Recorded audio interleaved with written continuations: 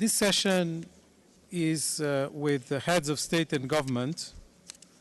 We have lost a few, as you know, because of the program being quite charged, but we were blessed by the fact that they were with us this morning and could provide leadership.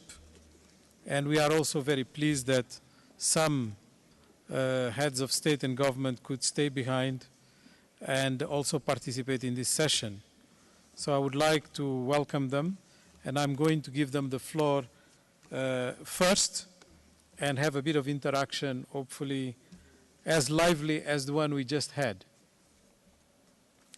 Development assistance has played and will continue to play an important role for many African countries. But economic fortunes across the continent are now diverging. Countries become richer by transforming their output in terms of technological sophistication. The continent's positive outlook continues to be threatened by fluctuating commodity prices, rising inequality, youth unemployment, and so on. There is concern that the continent is not getting a fair value for its mineral resources as they are being imported in raw form. All of these elements, and if you want to build on the achievements of the past decade, point in the direction of African leaders needing to strengthen the continent's competitiveness and foster inclusive growth, even in a volatile global environment. Accelerating economic diversification, boosting strategic infrastructure, and unlocking talent are critical success factors. The African continent has been coerced to depend far too long on multilateral solutions and models for its development. In the face of declining aid brought on by the financial crisis, Africa desires structural transformation, not structural adjustment. Due to historical reasons and failure of policies often imposed, Africa's institutions and infrastructure bore features that were designed to enhance extraction of its resources and export of those resources.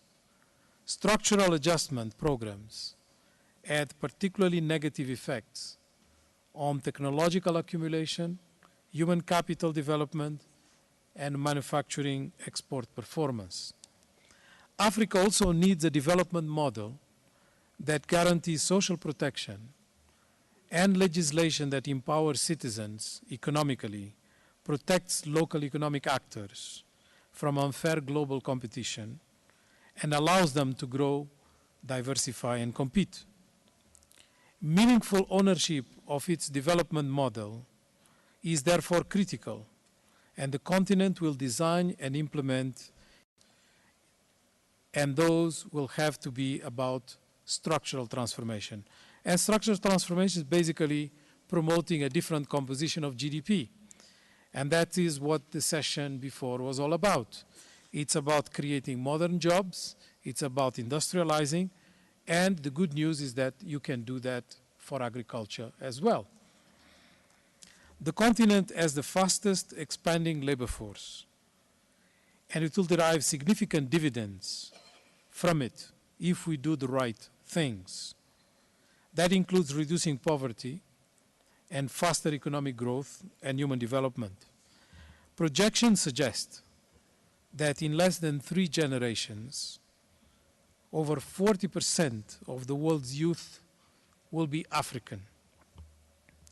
A correlation can be drawn to Asian emerging markets where 40% of its rapid economic growth between 1965 and 1990 was attributable to an increase in the working age population.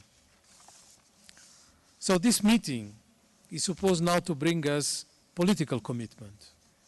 Try to see how we can move from establishing and designing a network of contacts, learning from experience, having CADEP as our guide. CADEP is 10 years old, so we have to ask ourselves the question, how can we accelerate the performance of what is included in the CADEP proclamation? And we have to admit that we have mixed performance. So how do we transform that? How do we get into a renewed partnership for unified approach to end hunger by 2025, which is what CADEP is asking for?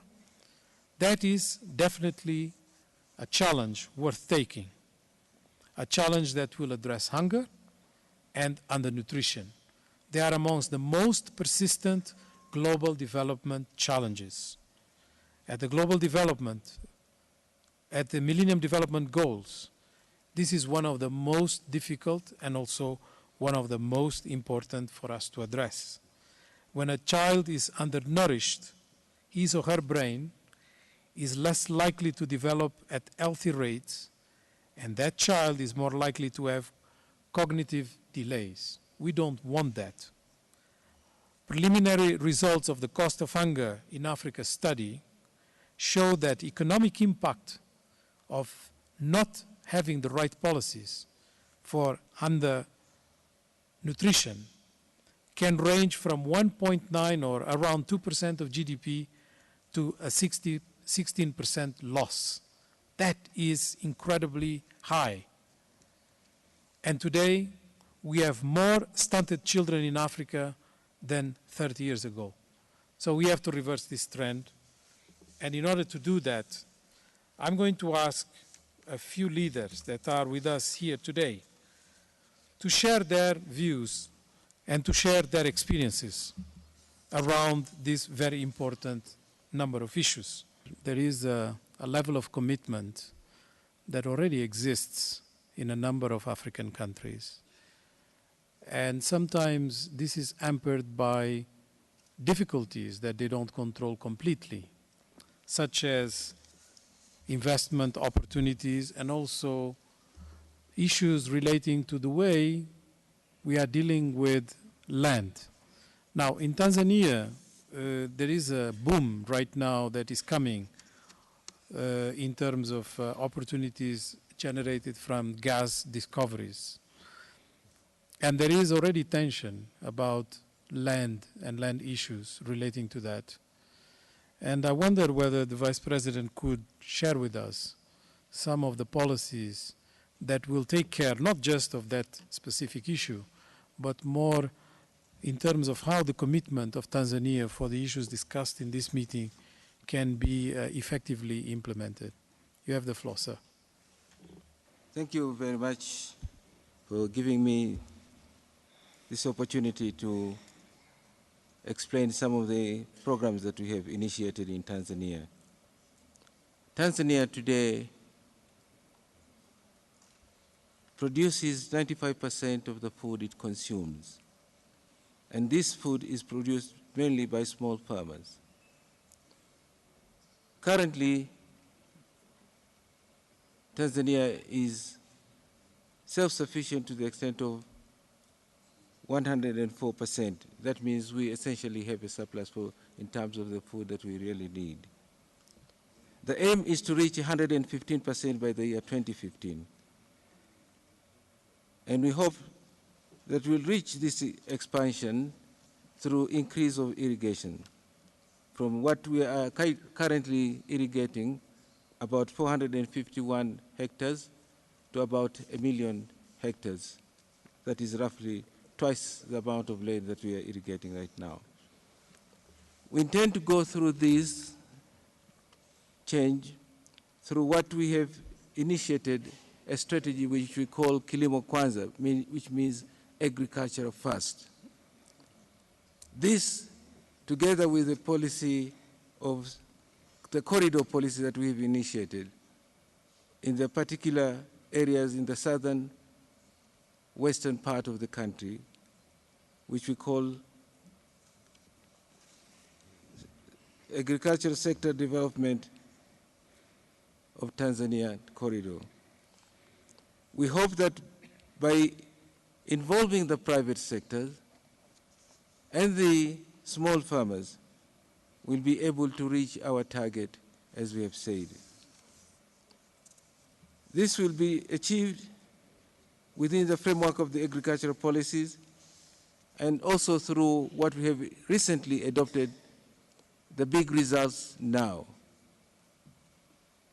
A way of trying to steer our development process by choosing priorities and putting our effort mostly in those areas of priorities. We have currently selected 6 areas of priorities, which we believe that these areas of priorities will help us really overcome some of the fundamental problems of development we have been experiencing. These areas of development of priorities include agriculture, water, transport, education, and Ministry of Finance for resource mobilization. We have launched this program already, and this program is going to be supervised by the Presidential Delivery Bureau, which is under the President's office, and therefore it will be better coordinated nationally. But at the same time, we expect each ministry to have its own delivery bureau so that they can steer the activities of the ministry in a way that we will achieve those big results now. Of course, we hope that in doing so, we'll be able to attract private sectors as well as the small farmers to help in, and other stakeholders to help in the increase of production of food, but also in alleviating some problems that we are experiencing in transport and other areas. It is important to notice that in trying to do so, we hope that through Kilimo Kwanza, the initiative which is being led by the President himself, will lead up to the scaling up of nutrition, and also it will also be able to ensure ourselves food sufficiency and also have access for export to other neighboring countries. You are right by saying that currently Tanzania is just about to step in a energy boom or petroleum and gas industry, because we have recently found a lot of gas reserves, particularly in the southern part of Tanzania. Unfortunately, as always the case in many other places, when big discoveries like those are found, people get excited about it. A lot of hopes are being raised and a lot of expectations. Undoubtedly, along with that comes the problem of hoping that everything will be changed within a day. We have you correctly noted that recently, we have experienced some demonstrations in the country. People who believe that the gas that has been discovered ought to be consumed and spent mostly in their homes or in the places where they were discovered. I think this is a problem basically of educating our people. We believe that through proper educating of the population, they'll be able to realize what we are about to embark on will benefit essentially the whole of the country. Our belief is that this will help us to overcome some of the basic problems. First of all, we intend, and we have received a lot of investors interested in promoting the use of gas for local consumption as well as for export.